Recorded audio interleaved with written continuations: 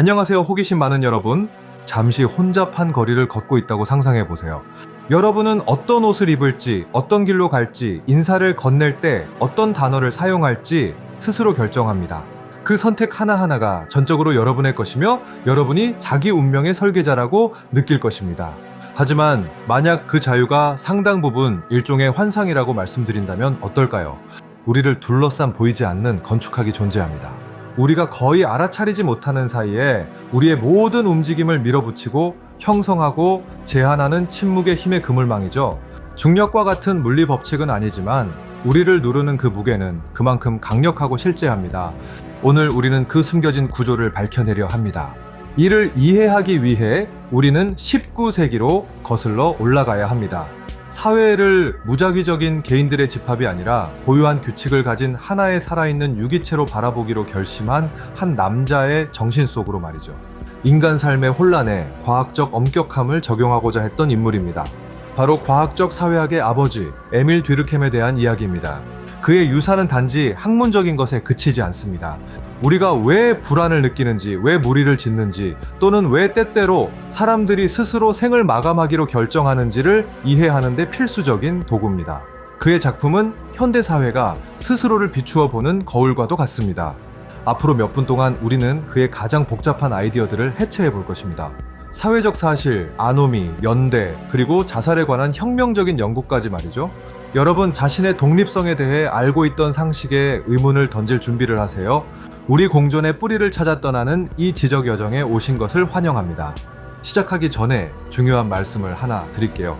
이 이야기를 생생하게 전달하기 위해 영상에 나오는 이미지들은 인공지능 도구를 사용해 생성했습니다. 이 이미지들을 우리가 이야기하는 아이디어와 분위기를 묘사하기 위한 하나의 캔버스라고 생각해 주시면 좋겠습니다. 항상 문자 그대로의 재현은 아닐지라도 여러분의 상상력을 자극하는 시각적 동반자가 되어줄 것입니다. 뒤르켐을 이해하려면 당시의 시대적 배경을 살펴봐야 합니다. 19세기 말의 프랑스입니다. 산업혁명은 풍경을 완전히 바꾸어 놓았습니다. 오래된 농촌의 전통은 무너지고 있었고 도시는 공장과 연기, 그리고 뿌리를 잃은 사람들로 가득 찬 굶주린 맹수처럼 커져갔습니다. 이 혼란 속에서 전통 철학은 한계에 부딪혔습니다. 정신과 도덕에 대해 논쟁은 많았지만 화학자가 반응을 측정하듯 정밀하게 사회를 측정하는 사람은 아무도 없었죠. 1858년 랍비 가문에서 태어난 뒤르켐은 그 종교적 전통을 깨고 새로운 신념을 찾았습니다. 바로 과학입니다. 그의 목표는 야심차고 급진적이었습니다. 사회학이 철학이나 심리학의 한 갈래가 아니라 독자적인 연구 대상을 가진 자율적인 과학임을 증명하고 싶어 했죠. 그렇다면 그 대상은 무엇이었을까요? 심리학자가 연구하지 않는 것 중 사회학자가 연구하는 것은 무엇일까요? 뒤르켐의 대답은 판도를 완전히 바꾸어 놓았습니다. 바로 사회적 사실입니다. 이것이 그의 사상의 첫 번째 기둥입니다. 그는 사회가 단순히 그것을 구성하는 개인들의 합이 아니라고 말합니다. 사회는 우리 사이의 상호작용에서 발생하는 그 자체로 독특하고 차별화된 수이 제네리스, 즉 독자적인 실체라는 것이죠. 물에 대해 생각해 보세요. 물은 수소와 산소라는 두 가지 기체로 구성되어 있습니다. 하지만 이 둘이 합쳐지면 각 기체가 따로 가졌을 때와는 완전히 새로운 성질을 가진 액체가 됩니다. 마찬가지로 사회는 개인의 마음속에는 존재하지 않고 오직 집단 속에만 존재하는 현상을 만들어냅니다. 뒤르켐은 사회적 사실의 세 가지 주요 특징을 정의했습니다. 꼭 기억해야 할 특징인데요. 바로 외재성, 강제성, 그리고 일반성입니다. 우리가 모르는 사이에 세상이 어떻게 우리를 통제하는지 이해하기 위해 이 개념들을 하나씩 짚어보겠습니다. 첫째는 외재성입니다. 사회적 사실은 여러분이 태어나기 전부터 존재했고 여러분이 죽은 뒤에도 계속 존재할 것입니다. 화폐 시스템, 우리가 사용하는 언어, 국가의 법률, 유행 같은 것들이죠. 여러분은 이 중 어느 것도 발명하지 않았습니다. 여러분에게 주어진 것이죠. 그것들은 길에서 마주치는 물건처럼 저 바깥에 실제합니다. 여러분이 태어날 때 언어는 이미 그 문법 규칙을 가지고 있습니다. 내일부터 내 맘대로 음절 순서를 바꿔서 말하기로 결정하고 사람들이 알아듣기를 기대할 수는 없습니다. 그 구조는 여러분의 외부에 존재합니다. 그것은 집단 속에서 살아남기 위해 받아들여야만 하는 하나의 사물이자 객관적인 현실입니다. 두 번째 특징은 강제성입니다.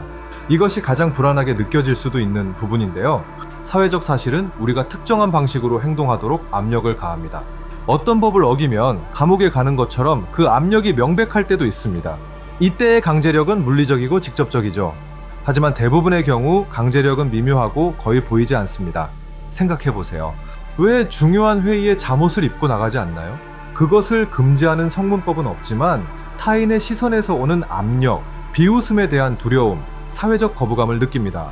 그 비웃음이나 못마땅한 시선이 바로 사회적 제재입니다. 그것은 집단이 여러분에게 대열로 돌아오라고 말하는 방식입니다. 뒤르켐은 우리가 자유롭다고 가르치지만 사실 그 자유는 우리가 스스로의 욕망이라고 믿을 정도로 내면화된 보이지 않는 규범의 틀 안에 갇혀 있는 것입니다. 세 번째 특징은 일반성입니다. 사회적 사실은 집단 내 대부분의 개인에게서 반복적으로 나타납니다. 한 사람에게만 일어나는 고립된 사건이 아니라 집단적인 경향입니다. 만약 여러분 혼자 빗속에서 노래를 부른다면 그것은 기행이겠지만 모든 사람이 그렇게 한다면 그것은 의례나 유행이 됩니다. 그래서 뒤르켐의 유명한 방법론적 규칙은 사회적 사실을 사물처럼 취급하라는 것입니다. 생물학자가 세포를 연구하듯 냉정하고 객관적으로 사회적 사실을 연구해야 한다는 것이죠. 그것이 좋은지 나쁜지 판단하는 것이 아니라 그것이 어떻게 작동하고 우리에게 어떤 영향을 미치는지 관찰하는 것입니다. 이제 사회적 사실이 무엇인지 이해했으니 그의 첫 번째 위대한 저작인 1893년에 발표된 사회분업론으로 넘어가 보겠습니다. 여기서 뒤르켐은 질문을 던집니다. 무엇이 사회를 결속시키는가? 왜 우리는 서로를 죽이지 않고 흩어지지도 않는가? 그는 연대라는 개념을 도입합니다. 주의할 점은 이것이 자선 활동을 뜻하는 게 아니라 구성 요소들을 묶어주는 접착제, 즉 응집력을 의미한다는 것입니다. 그는 인류의 진화를 설명하는 두 가지 역사적 연대 유형인 기계적 연대와 유기적 연대를 구분합니다. 기계적 연대는 고대 사회나 원시 사회의 전형적인 모습입니다. 작은 부족이나 중세 마을을 떠올려 보세요. 여기서 결속은 유사성에 기반합니다. 모든 사람이 거의 비슷한 일을 합니다. 농사를 짓고 같은 신에게 기도하며 같은 가치관을 공유하죠. 마치 벽에 박힌 똑같은 벽돌들과 같습니다. 이런 사회에서는 집합의식이 매우 강력합니다. 누군가 규범을 어기면 그 위반은 모두에 대한 개인적인 공격으로 간주됩니다. 공유된 성스러운 가치를 훼손했기 때문에 처벌은 엄격하고 가혹합니다. 개인성은 최소화되고 집단이 모든 것이 됩니다. 하지만 근대화와 산업화가 찾아오면서 모든 것이 바뀝니다. 우리는 유기적 연대로 나아갑니다.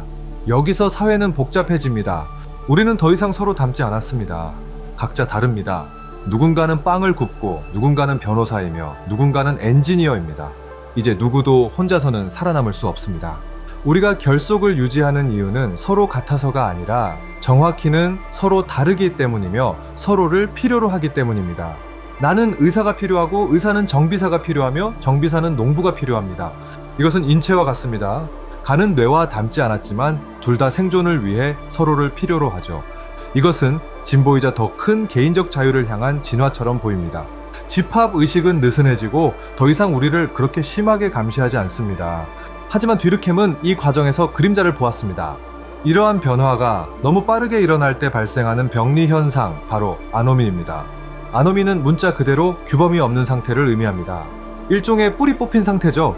사회가 너무 빨리 변해서 옛 규칙은 더 이상 소용없고 새 규칙은 아직 형성되지 않았을 때 개인은 길을 잃었다고 느낍니다. 무엇을 기대해야 할지 모르고 명확한 한계도 없습니다. 이것은 해방이라기보다 공포에 가깝습니다. 내일 당장 복권에 당첨되었다고 상상해보세요. 갑자기 여러분의 삶을 제한하던 모든 것이 사라집니다. 무엇이든 살 수 있고 어디든 갈 수 있죠. 낙원처럼 보일지 모르지만 뒤르켐은 그런 한계의 부재가 만성적인 불만족과 실존적 현기증으로 이어질 수 있다고 말할 것입니다. 인간에게는 지평선이 필요합니다. 아노미는 현대사회의 질병입니다. 모든 것을 가졌음에도 불구하고 그 무엇과도 연결되어 있지 않다고 느낄 때 찾아오는 공허함이죠. 그리고 이 개념은 뒤르켐을 그의 걸작이자 사회학 역사상 가장 유명하고 논쟁적인 연구로 이끕니다. 바로 자살론입니다. 1897년에 출판된 이 책은 세상을 깜짝 놀라게 했습니다. 그때까지 자살은 순전히 심리적인 문제, 즉 광기나 우울증으로 인해 발생하는 개인적인 비극으로 여겨졌습니다. 매우 사적이고 예측 불가능한 일이라고 생각했죠. 뒤르켐은 아니오라고 말했습니다. 통계 자료를 보면 패턴이 보입니다. 각 국가의 자살률은 매년 일정하게 유지됩니다. 어떻게 그렇게 개인적인 결정이 국가적 차원에서 수학적으로 예측 가능할 수 있을까요? 그것은 분명 사회적 힘이 작용하고 있기 때문입니다. 그는 수만 건의 기록을 분석했고 놀라운 상관관계를 발견했습니다. 개신교 신자가 천주교 신자보다 자살률이 높았습니다. 독신자가 기혼자보다 높았죠. 평화로운 시기가 전쟁 시기보다 자살이 더 많았습니다. 듀르켐은 사회에 흐르는 자살 유발 전류를 추적하고 있었던 것입니다. 그는 자살이 두 가지 사회적 변수에 달려 있다고 제안했습니다. 하나는 통합 집단에 얼마나 결속되어 있는가 이고, 다른 하나는 규제 집단이 개인의 욕망을 얼마나 통제하는가입니다. 이 힘들이 너무 강하거나 너무 약함에 따라 네 가지 유형의 자살이 발생합니다. 첫째는 이기적 자살입니다. 이것은 통합이 낮을 때 발생합니다. 개인이 너무 고립되어 있고 연결이 끊어진 상태죠. 개신교와 천주교를 비교했을 때 관찰된 현상입니다. 의례와 위계질서가 있는 천주교는 더 많이 통합시키는 반면 개신교는 자유로운 사색과 개인주의를 장려하기 때문입니다. 우리를 사회에 묶어주는 끈이 끊어지면 삶은 의미를 잃습니다. 우리는 자신만을 위해 사는 게 아니라 타인을 위해 삽니다. 타인을 제거하면 자아는 붕괴합니다. 그래서 가족과 공동체가 우리를 보호하는 것입니다. 듀르켐의 통계에 따르면 과도한 고독은 치명적입니다. 둘째는 그 반대인 이타적 자살입니다. 통합이 지나칠 때 발생합니다. 개인은 사라지고 오직 집단만이 중요해집니다. 소대를 구하기 위해 수류탄 위로 몸을 던지는 군인이나 카미카제 조종사를 생각해 보세요. 여기서 사람은 자신의 삶이 가치 없어서 목숨을 끊는 게 아니라 집단에 대한 의무감이 너무 강해서 자신의 존재가 부차적인 것이 되기 때문에 죽음을 택합니다. 명예, 의무 혹은 신념이 생존 본능보다 더 무겁게 작용하는 것이죠. 다음으로 규제라는 변수로 넘어가 보겠습니다. 여기서 아노미적 자살을 발견할 수 있습니다. 오늘날 우리에게 가장 관련 깊은 유형입니다. 규제가 낮을 때, 즉 아노미 개념에서 보았듯이 사회적 규범이 붕괴했을 때 발생합니다. 이것은 경제 위기 때도 일어나지만 흥미롭게도 급격한 경제 호황기에도 발생합니다. 갑작스러운 변화는 방향 감각을 잃게 만듭니다. 인간은 자신의 욕망을 스스로 제한할 줄 모릅니다. 항상 더 많은 것을 원하죠. 그만하면 됐다고 말해주는 사회가 없다면 우리는 끝없는 쾌락 추구 속에서 스스로를 불태우게 됩니다. 듀르켐은 우리가 행복해지려면 우리의 열정이 외부의 힘에 의해 제한되어야 한다고 주장합니다. 모든 것이 가능하다고 믿으면 그 무엇도 우리를 만족시키지 못합니다. 아노미는 무한함의 고통이며 우리를 담아줄 지붕이 없는 데서 오는 고문입니다. 마지막으로 오늘날에는 드문 네 번째 유형인 숙명적 자살입니다. 이것은 규제가 지나칠 때 발생합니다. 노예나 죄수처럼 규칙의 억압으로 인해 미래가 완전히 차단된 사람의 자살입니다. 변화의 희망이 전혀 없을 때 죽음만이 유일한 자유가 됩니다. 이 연구를 통해 듀르켐은 단지 자살을 설명한 것이 아니라 사회학의 정당성을 입증했습니다. 가장 사적인 행위조차 사회적 흐름의 결과임을 보여주었죠. 우리는 자유롭게 헤엄치고 있다고 믿지만 사실 우리를 실어 나르는 것은 강의 흐름이라는 사실을 모르는 물고기와 같습니다. 하지만 듀르켐은 병리 현상에만 머물지 않았습니다. 말년에 그는 가장 순수한 형태의 사회적 결속의 기원을 찾았습니다. 바로 종교입니다. 1912년 그는 종교 생활의 원초적 형태를 출판합니다. 호주 부족들의 토테미즘을 분석하면서 그는 당시로서는 파격적인 결론에 도달했습니다. 신은 곧 사회다라는 것이죠. 집단이 토템을 숭배할 때 사실은 그들 자신, 즉 외부로 투사된 그들 자신의 집단적 힘을 숭배하고 있는 것입니다. 듀르켐은 집단적 열광을 설명합니다. 콘서트장, 축구 경기장 혹은 시위 현장에서 느끼는 그 전기 같은 에너지 말이죠. 우리가 함께 있을 때 우리는 우리 자신보다 큰 힘을 느낍니다. 그 힘은 우리를 변화시키고 개인성 밖으로 끄집어냅니다. 그런 순간에 속된 것은 성스러운 것이 됩니다. 의례는 사회의 배터리를 충전하는 역할을 하며 우리가 더 큰 무언가에 속해 있음을 상기시킵니다. 이런 의례가 없다면 사회는 약해지고 개인은 이기주의와 아노미에 빠지게 됩니다. 그렇다면 에밀 듀르켐의 최종적인 유산은 무엇일까요? 그는 우리에게 보이지 않는 것을 볼 수 있는 도구를 남겨주었습니다. 절대적인 자유는 위험한 신화이며 우리가 정신적으로 꽃피우기 위해서는 구조와 규범 그리고 공동체가 필요하다는 것을 가르쳐 주었습니다. 소셜미디어 시대인 오늘날 그의 메시지는 그 어느 때보다 중요합니다. 우리는 고도로 연결되어 있지만 역설적으로 이기적인 고독과 디지털 아노미로 고통받고 있습니다. 선택지는 무한하지만 도덕적 지도 없이는 종종 길을 잃었다고 느낍니다. 듀르켐은 우리가 그 유대를 재건하고 사회적 관계망을 돌보는 것이 곧 우리 자신을 돌보는 것임을 이해하도록 초대합니다. 우리는 섬이 아닙니다. 우리는 거대한 테피스트리에 실가닥들이며 우리의 강함은 다른 이들과 얼마나 잘 엮여 있는지에 달려 있습니다. 사회는 감옥이 아니라 우리가 인간답게 살 수 있게 해주는 집입니다. 사회가 없다면 우리는 겁에 질린 동물에 불과할 것입니다.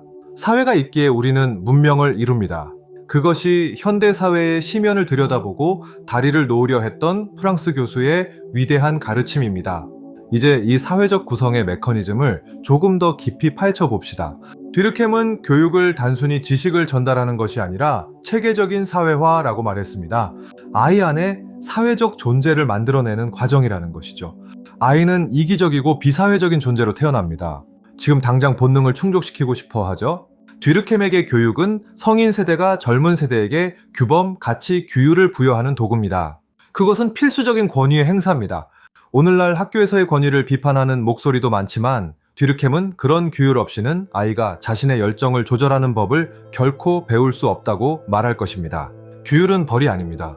그것은 아이가 사회에 통합되고 결과적으로 사회 안에서 자유로워질 수 있게 해주는 구조입니다.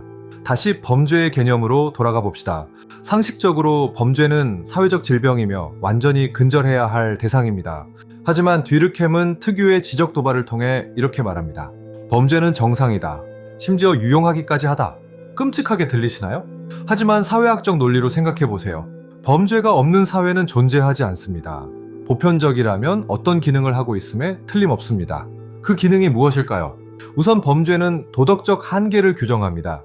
우리는 나쁜 것을 처벌함으로써 무엇이 옳은지를 알게 됩니다. 사회가 살인사건을 비난하기 위해 하나로 뭉칠 때 그 결속력은 강화됩니다. 우리는 함께 분노하고 그 공유된 분노는 우리의 공통된 가치를 상기시켜 줍니다. 범죄자는 비극적으로도 집단이 그 도덕성을 재확인할 수 있게 함으로써 집단에 봉사하는 셈입니다. 게다가 범죄는 미래의 예고편일 수도 있습니다. 소크라테스도 당대에는 범죄자였습니다. 예수도 범죄자였죠. 혁명가들도 범죄자입니다. 때로는 법을 어기는 것이 법이 바뀌어야 함을 보여주는 유일한 방법이기도 합니다. 범죄는 사회 변화의 동력이 될 수 있습니다. 물론 이것이 살인을 용인해야 한다는 뜻은 아닙니다. 뒤르켐은 범죄의 최적 수준에 대해 이야기합니다. 너무 많으면 사회는 혼란에 빠지고 아노미, 아예 없으면 사회는 누구도 움직이거나 다르게 생각할 수 없는 경직된 독재 국가가 됩니다. 숙명론. 이러한 기능주의적 접근이 핵심입니다. 뒤르켐은 사회를 각 부분이 균형을 유지하기 위해 각자의 기능을 수행하는 시스템으로 봅니다. 종교, 가족, 국가, 심지어 일탈조차도 사회라는 유기체를 살려두기 위해 작동하는 것이죠. 그렇다고 뒤르켐이 맹목적인 보수주의자는 아니었습니다. 그는 산업사회가 병들어 있다는 것을 알고 있었습니다. 계급투쟁을 마르크스처럼 역사의 동력으로 본 것이 아니라 조직과 도덕적 소통의 부재로 인한 증상으로 보았습니다. 그에게 자본주의 문제의 해결책은 폭력적인 혁명이 아니라 직업 집단의 창설이었습니다. 개인과 국가 사이에 노동자들에게 소속감과 직업 윤리를 부여할 수 있는 중간 집단을 만드는 것이었죠. 그는 자신의 직업 조합이 제2의 가족이 되는 사회를 꿈꿨습니다. 도덕이 교회에서만 오는 것이 아니라 일터에서도 오는 사회 말이죠. 현대 세계에서 종교가 떠난 빈자리를 채울 수 있는 시민적이고 세속적인 윤리를 원했습니다. 뒤르켐이 통계를 활용한 방식은 정말 매혹적입니다. 당시에 이것은 최첨단 기술이었습니다. 그는 질적 이론을 증명하기 위해 양적 방법을 사용한 최초의 인물 중 하나였습니다. 추측을 데이터 과학으로 전환시킨 것이죠. 하지만 과학적인 냉철함 뒤에는 깊은 인본주의적 우려가 있었습니다. 그의 아들은 제1차 세계대전 중에 사망했는데 이는 그의 죽음을 앞당긴 파괴적인 충격이었습니다. 그는 참호 속에서 유기적 연대가 무너지는 것을 목격했습니다. 전쟁은 아노미와 왜곡된 연대의 극단적인 시험대였습니다. 뒤르켐은 문명국들이 더 잘 살기 위해서가 아니라 더 효율적으로 서로를 죽이기 위해 산업과 조직을 사용하는 것을 보며 가슴 아파하며 1917년에 세상을 떠났습니다. 그러나 그의 학파는 살아남았습니다. 마르셀 모스 같은 그의 제자들이 연구를 이어갔습니다.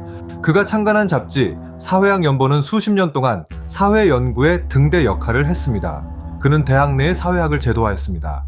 오늘날 분석가가 투표 성향을 말할 때, 마케팅 전문가가 소비 행태를 연구할 때, 또는 알고리즘이 여러분이 다음에 볼 영상을 예측할 때 그들은 알든 모르든 뒤르켐의 유산인 집단적 패턴을 사용하고 있는 것입니다.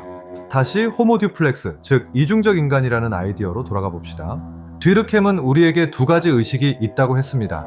하나는 개인적 의식, 우리의 식욕, 신체이고 다른 하나는 사회적 의식, 도덕, 의무입니다. 우리는 우리가 원하는 것과 해야 하는 것 사이에 끊임없는 긴장 속에 삽니다. 인간으로 사는 고통은 종종 그 마찰에서 기인합니다.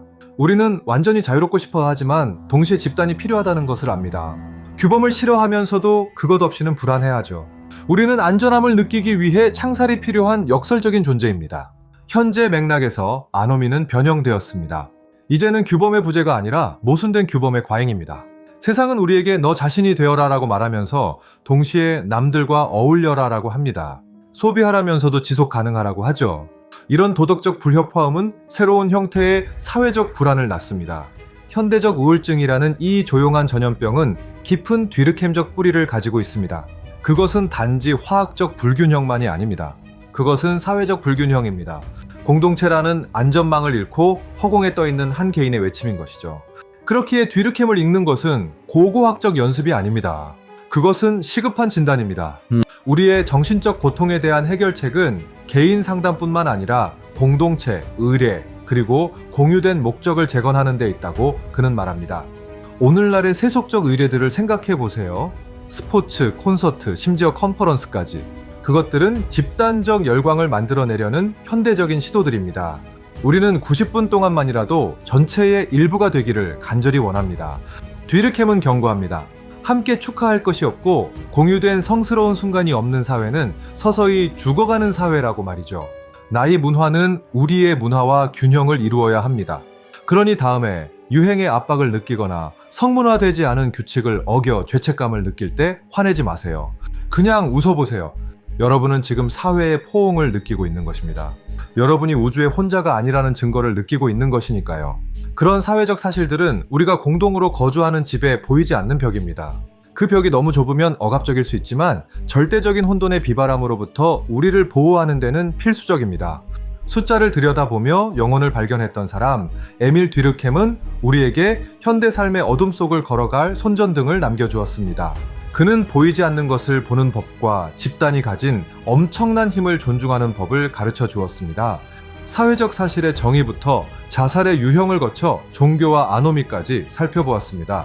이 개념 지도가 여러분의 현실을 새로운 눈으로 더 비판적이면서도 이해심 깊은 눈으로 바라보는 데 도움이 되기를 바랍니다. 만약 이 분석이 여러분의 마음속에 작은 불꽃을 일으켰다면, 여러분의 환경을 다르게 보게 만들었다면 우리의 목표는 달성된 것입니다. 사회학은 결국 지적인 자기방어의 한 형태니까요. 생각 또한 하나의 사회적 사실이라는 것을 잊지 마세요. 이 영상을 공유하고 댓글을 달고 토론하는 과정을 통해 여러분은 집합의식에 참여하고 인류의 위대한 대화라는 커다란 실타래에 작은 실 하나를 더하고 있는 것입니다. 여러분의 가장 소중한 자산인 시간과 관심을 할애해 이 심오한 아이디어들을 저와 함께 탐구해 주셔서 감사합니다. 빠른 소음으로 가득 찬 세상에서 잠시 멈춰 생각하는 것은 혁명적인 행동입니다. 저는 이 아이디어의 저장고에서 여러분의 안내자였으며 뒤르켐의 유산을 여러분에게 밝혀드린 것을 영광으로 생각합니다. 계속 질문하고 계속 배우며 보이지 않는 힘들을 계속 관찰합시다. 마르크스나 베버 혹은 더 고대 철학자들처럼 다른 위대한 사상가에 대해 알고 싶으시다면 댓글로 남겨주세요. 여러분의 호기심이 이 채널의 나침반입니다. 구독과 알림 설정을 잊지 마세요. 그래야 다음 분석 영상을 올렸을 때 디지털 사회적 사실인 알고리즘이 여러분에게 알려주어 우리가 이곳 지식의 탐구 현장에서 다시 만날 수 있을 테니까요. 다음에 뵐 때까지 호기심 많은 여러분, 아노미가 여러분을 찾지 못하기를, 그리고 연대의 마음이 여러분과 함께하기를 바랍니다. 안녕히 계세요.